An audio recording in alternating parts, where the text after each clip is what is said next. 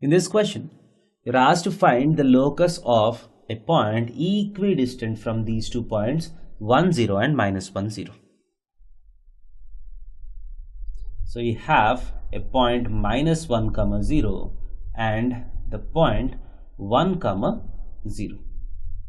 I want my point P to be equidistant from these 2 points. So let us start the working. The first step is let PH, K be a point on the locus. So that's the first step that is needed to convert the given question into an algebraic model. So PH, K be a point on the locus. Next, what is the condition that P has to satisfy? P has to be equidistant from A and B.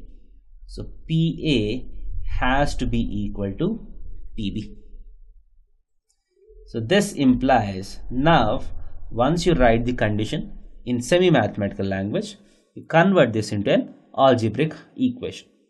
So PA is nothing but root of h minus 1 whole square plus k minus 0 whole square is equal to root of h minus of minus 1 is plus 1 whole square plus k minus 0 whole square.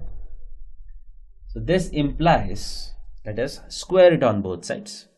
So you get h minus 1 whole square plus k square is equal to h plus 1 whole square plus k square. So this k square and this k square gets cancelled. So this implies h square minus 2h plus 1 is equal to h square plus 2h plus 1. So h square and h square gets cancelled, 1 and 1 gets cancelled. This implies 4h is equal to 0 and this implies h is equal to 0. So finally you got an equation completely in terms of h and k without any extra variables. So this implies once you get the equation, you just need to put x in the place of h and y in the place of k. So you don't have k here. So the equation of locus is x is equal to 0. So this will be the equation of locus this time. So you can see that the question has become more specific. You are not just asked to find the nature of locus. You are asked to find the exact equation of locus. So this is how we do the question.